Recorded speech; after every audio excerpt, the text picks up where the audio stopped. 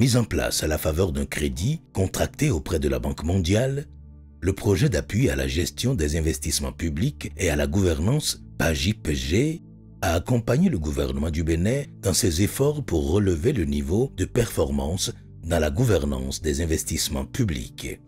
Démarré en 2016 pour une durée de 5 ans, le PAGIP-G s'est donné pour mission d'apporter les appuis nécessaires pour améliorer le fonctionnement des mécanismes de planification, de programmation, de suivi, d'exécution et d'évaluation des programmes d'investissement public. Les fruits des interventions multiples et multiformes du projet sont perceptibles à l'heure du bilan. Avant l'avènement du PAGIP-G, du projet PAGIP-G, nous étions en termes d'exécution du programme d'investissement public à un taux moyen de 59-60%. 5 ans après, donc ces 5 ans qui sont bien évidemment caractérisés par la mise en œuvre du PAGIP-G, nous sommes aujourd'hui à des taux avoisinant 85%, 80-85% en moyenne.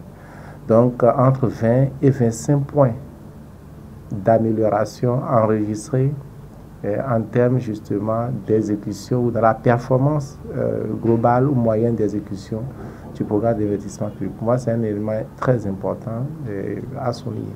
Si nous gagnons en termes de performance grâce à PAGIP-G 20 à 25 points d'amélioration du taux d'exécution des investissements publics, et ça, c'est un gros impact sur le développement économique et social de notre pays. C'est-à-dire que vous avez un projet avant PAGIP-G que sur 10,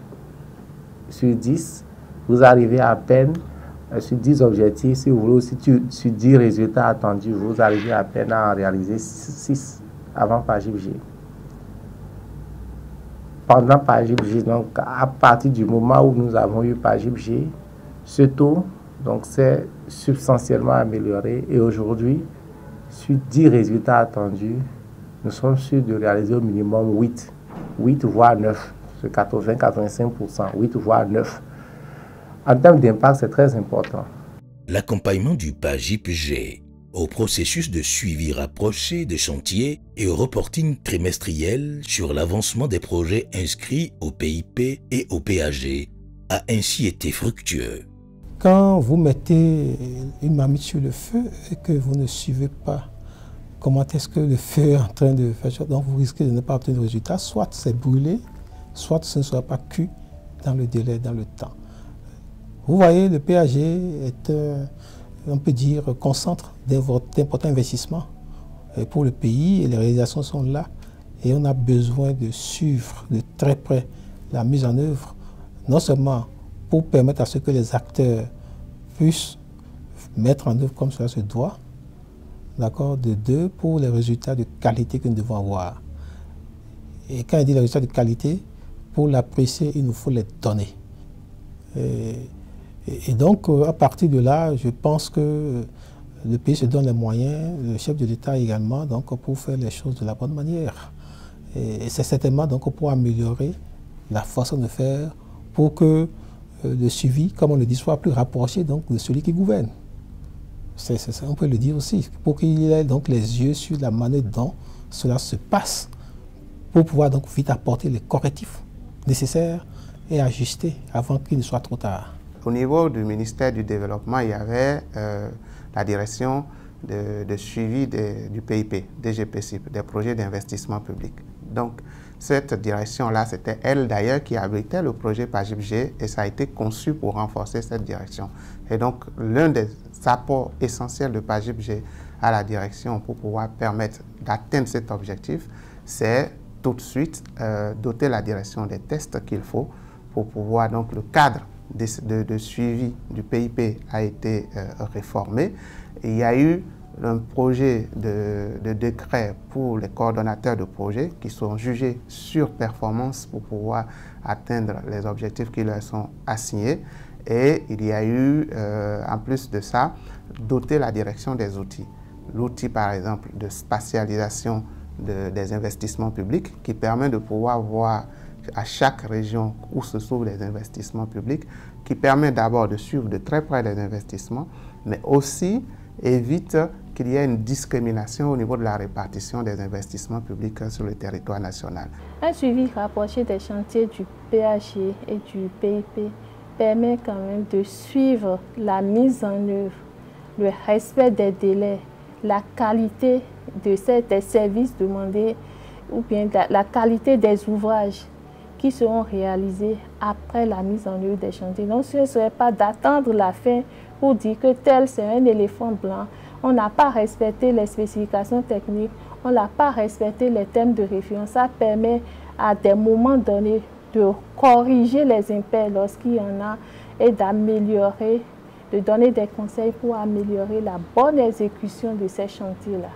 Dans l'optique de doter le Bénin de compétences pointues dans les domaines de la passation des marchés publics et de la gestion des contentieux administratifs, 2 formations qualifiantes thématiques ont été organisées avec l'appui du PAGIP-G. La première s'est intéressée aux acteurs judiciaires et la seconde aux spécialistes de la commande publique. Les chambres administratives créées par la loi ont été renforcées avec l'appui du PAGIP-G et sont devenues fonctionnelles.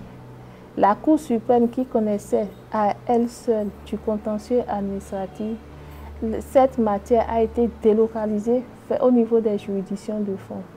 Avec l'appui du PAGIP-G, il y a également la publication en ligne des grandes décisions, des arrêts de la jurisprudence administrative, et les étudiants et autres acteurs du droit peuvent s'en contenter pour améliorer leur connaissance de la justice administrative. Donc voilà ce que je peux dire. Et l'autre chose, les indicateurs en matière de taux de dossiers vidés en matière de contentieux administratif. En matière de contentieux administratif ont été améliorés sur l'ensemble des juridictions du groupe. Le PAGIP-G a financé la formation continue des acteurs de justice sur le contentieux administratif. Cette formation sur le contentieux administratif était composée de 7 modules. Et je peux vous dire rapidement. Le premier, c'est les notions et principes du contentieux administratif. Le deuxième module était à propos de la procédure administrative contentieuse. Le troisième a traité des différents types de contentieux administratifs et les procédures d'urgence. Le quatrième, la conduite de l'audience administrative. Le cinquième, la technique de rédaction des rapports et conclusions. Sixième module, la technique de rédaction des décisions. Et le septième s'est étalé sur le rôle du greffier dans le contentieux administratif. PAGIP-G, c'est un projet d'appui à la gestion des investissements publics mis en place par le gouvernement pour permettre d'atteindre une certaine performance dans la bonne gouvernance. C'est depuis 2018 que ce programme a commencé, que cette collaboration a commencé entre l'ARMP, l'autorité de régulation des marchés publics, et puis le PAGIP-G. Et surtout dans mes domaines, la formation, audit, etc. C'est une collaboration multidimensionnelle. C'est une collaboration multidimensionnelle. Et l'ARMP a tiré beaucoup de profit à travers cette collaboration. Profit dans la formation, profit dans l'accompagnement sur l'investissement, profit dans le financement, donc, n'est-ce pas, de la Banque mondiale, etc. Voilà. Donc c'est une très bonne collaboration qui a commencé 3-4 ans déjà, et puis nous y sommes. La réalisation des documents techniques d'encadrement de la gestion des investissements publics, de la gestion budgétaire et des marchés publics, leur édition et leur dissémination auprès de tous les acteurs de la chaîne d'exécution des dépenses des fonds publics sont venus satisfaire un besoin crucial. J'ai vu le projet se déployer dans, disons, le renforcement des institutions surtout. D'abord, au niveau donc des investissements publics, où il y a eu d'importantes réformes au niveau de cette direction générale, mais également au niveau donc, des institutions de la présidence, comme les institutions de lutte contre la corruption. Surtout donc, par finir, nous avons vu ce projet accompagner les différents ministères dans la maîtrise des risques au niveau du fonctionnement des administrations. Et vous voyez toutes sortes donc de choses qui bloquent, disons, freinent un peu la mise en œuvre des activités et partant donc impactent un peu négativement l'obtention des résultats. Et je crois donc que ce projet a été très utile pour tout ce que je viens de dire, n'est-ce pas, dans l'atteinte des résultats de l'administration, pour une bonne part. PAGIP-G est un projet utile au pays. Particulièrement pour nous, PAGIP-G nous a accompagnés pour mettre en œuvre certaines activités clés de notre structure, et notamment l'élaboration de la loi sur l'évaluation, les renforcements de capacité des acteurs du cadre institutionnel de l'évaluation sur pratiquement toute l'étendue du territoire, depuis l'administration centrale jusqu'aux administrations décentralisées. Et donc à ce titre, PAGIP-G est un acteur important qui permet de consolider l'institutionnalisation de l'évaluation au niveau du Bénin. Je prends un autre volet, le volet des audits par exemple. Les audits, vous savez, c'est suffisamment important. Lorsque vous gérez, vous n'auditez pas, vous ne constatez pas qu'est-ce qui ne marche pas, où, comment et que faire, vous ne pouvez pas évoluer. Mais c'est grâce à PAGIP-G que nous avons fait, par exemple, les audits de 2016, de 2017. C'est grâce au financement, donc, n'est-ce pas, de la Banque mondiale à travers le PAGIP-G. Donc PAGIP-G a été d'une utilité, on ne peut plus, magnifique par rapport également donc, en fait, à ce volet. Ça également, c'est dans la durée. Moi, ma direction a été auditée à la suite donc de cette activité. Et nous disposons donc aujourd'hui d'un standard, d'un certain nombre de choses. Et cette, disons, la réaction de cette activité a permis de mettre le doigt sur un certain nombre de risques et partant dans des recommandations que nous devons mettre en œuvre.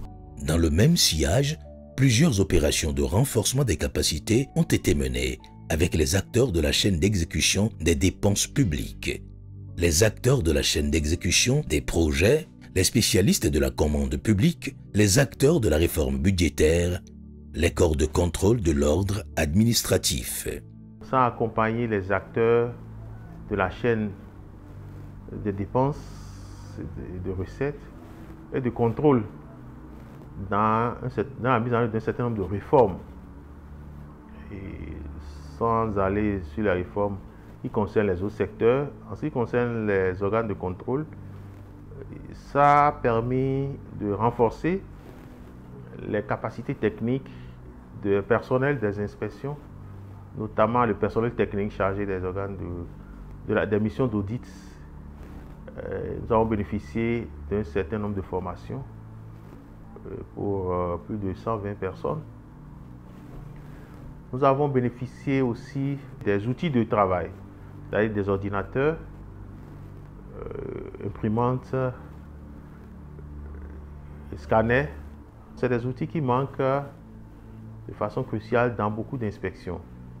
Le budget national essaie de faire des efforts, mais il y a lieu de renforcer ces efforts. Donc le PAGIP a contribué énormément à cela. À moyen, à long terme, ça doit améliorer la qualité de la gouvernance. C'est une collaboration multidimensionnelle. C'est une collaboration multidimensionnelle. Et l'AMP a tiré beaucoup de profits à travers cette collaboration. Profit dans la formation, profit dans l'accompagnement sur l'investissement, profit dans le financement, donc, n'est-ce pas, de la Banque mondiale, etc. Voilà. Donc c'est une très bonne collaboration qui a commencé 3-4 ans déjà, et puis nous y sommes. Le PAGIP-G a également apporté les appuis nécessaires à la mise en place ou à la mise à jour des systèmes d'information de beaucoup de structures, notamment une plateforme de publication de la jurisprudence administrative, une plateforme web intégrée de suivi des projets, une plateforme de dématérialisation de contrôle financier, le site web de la Direction générale des impôts. Les chambres administratives créées par la loi ont été renforcées avec l'appui du PAGIP-G et sont devenus fonctionnels. La Cour suprême, qui connaissait à elle seule du contentieux administratif, cette matière a été délocalisée au niveau des juridictions de fond. Avec l'appui du PAGIPG, il y a également la publication en ligne des grandes décisions, des arrêts de la jurisprudence administrative, et les étudiants et autres acteurs du droit peuvent s'en contenter pour améliorer leur connaissance de la justice administrative. Donc voilà ce que je peux dire. Et l'autre chose, les indicateurs en matière de taux de dossiers vidés en matière de contentieux administratif. En matière de contentieux administratif ont été améliorés sur l'ensemble des juridictions du groupe. Nous avons réussi à avoir son appui pour des activités importantes que je peux citer comme la modélisation de l'impact des politiques publiques sur la mise en œuvre des objectifs de développement durable, qui est une activité très importante. Et dire quoi? Que ça nous permet, c'est à long terme surtout, ça nous permet donc, lorsqu'on décide donc de la mise en œuvre d'un projet phare, je suppose, quel est son impact sur donc, les objectifs retenus au niveau international en termes donc, de la mise en œuvre au Bénin. Vous voyez bien. Donc, c'est un outil que le projet aujourd'hui met à notre disposition qui permet de faire des simulations, n'est-ce pas? Et ces simulations nous permettent de savoir sur quels sont les choix à opérer pour optimiser donc les résultats dans le cadre de la mise en œuvre. Ça, il faut dire que c'est très important. Et donc, également, le projet aujourd'hui nous accompagne pour l'appropriation d'un outil important que nous appelons système intégré de gestion des ODD.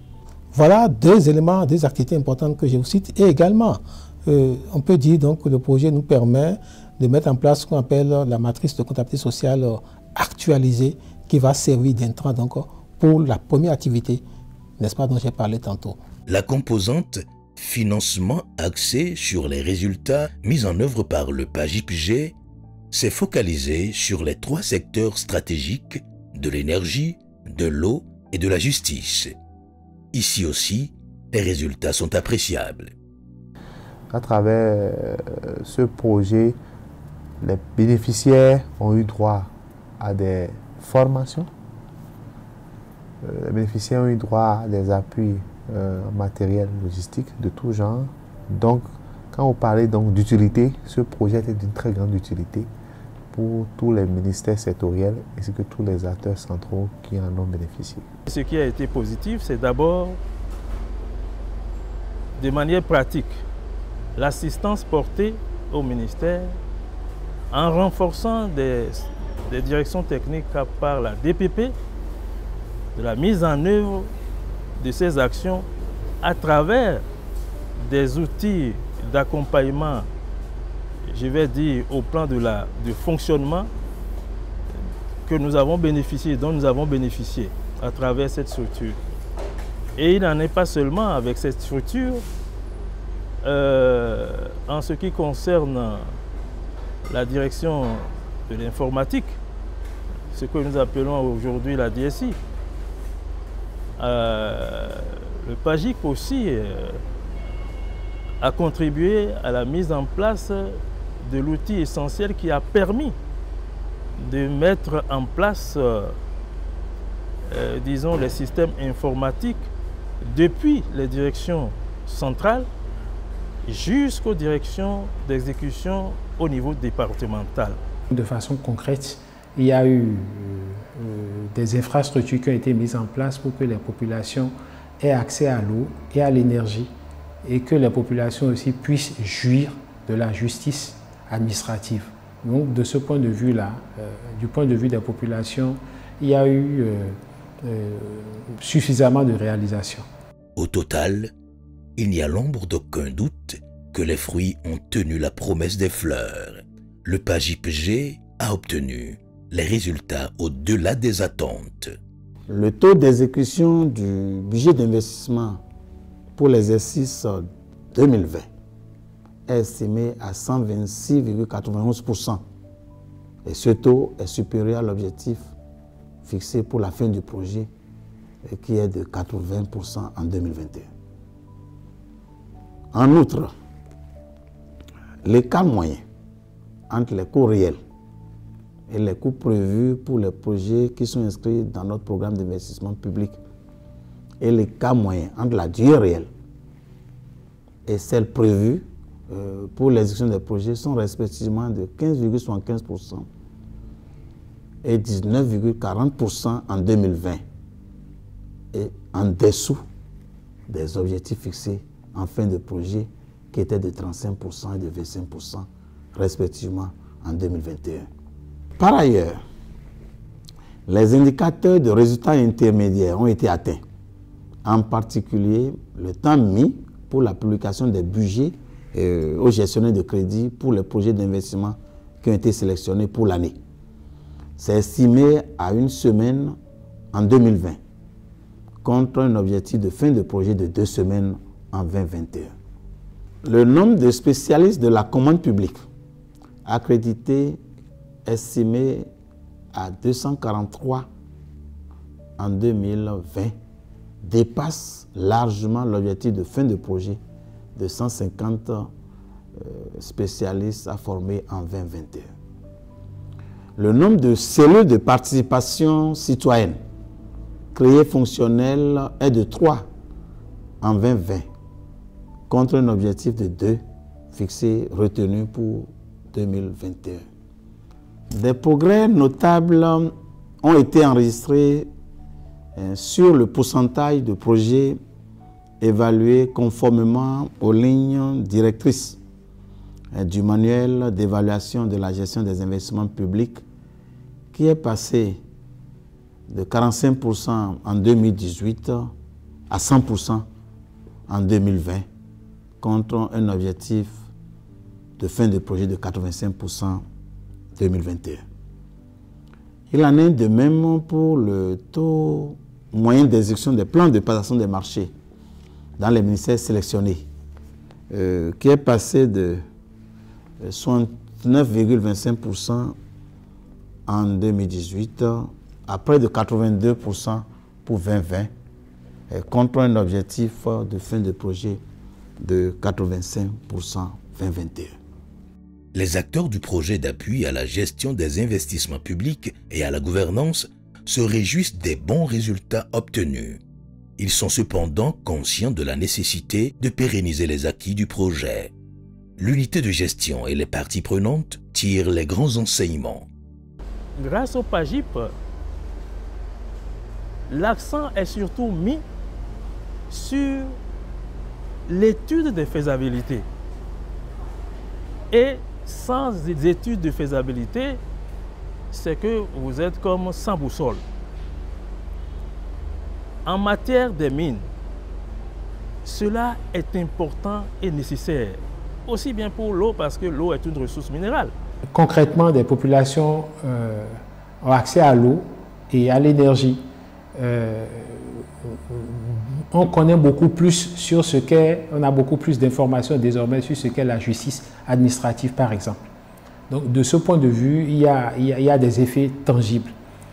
Il y a aussi la mise en relief du potentiel de la société civile. Ce n'était pas évident au départ qu'on puisse faire confiance à la société civile dans sa capacité à produire des informations, à relayer des préoccupations des populations et à pouvoir conduire ce type de processus au niveau national. Je pense que c'est l'une des premières fois que l'État demande un service de ce type à la société civile, et les évaluations ont prouvé que nous avons fait du bon travail. Les acquis pourront dire pourquoi. Je prends par exemple l'acquis par rapport à la formation certifiante des acteurs donc, du système. Nous avons bénéficié, donc, n'est-ce pas, de PAGIP-UG. Nous avons bénéficié de PAGIP-UG, la formation dans le domaine de la passation des marchés publics, de la formation dans le domaine de contrôle des marchés publics, de la formation dans le domaine de la régulation des marchés publics. Au total, c'est plus de 200 acteurs, 250 même acteurs qui sont formés et qui sont accrédités à travers l'accompagnement du PAGIP-UG. Ça ne peut pas ne pas durer. Les effets produits par PAGIP-UG, les réalisations de PAGIP-UG, même au-delà de PAGIP-UG, ceci continue. Dans un premier temps, on ne relâche pas le suivi de ce qui a été réalisé par le projet. Et donc qu'on transmette ça en termes de chaîne de valeur pour les générations à venir. Dans la gestion des infrastructures, en tout cas pour ce qui est de l'eau, il y a déjà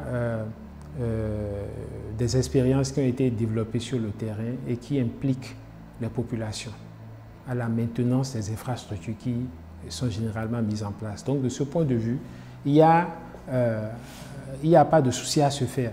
La première leçon, c'est un outil magnifique. L'outil projet, l'outil PAGIP, c'est magnifique dans l'amélioration de la gouvernance de façon globale et surtout au niveau, donc, n'est-ce pas, de l'RMP. Après 5 années de mise en œuvre, le PAGIP-G affiche un bilan plus que satisfaisant. Les bénéficiaires et autres acteurs sont unanimes.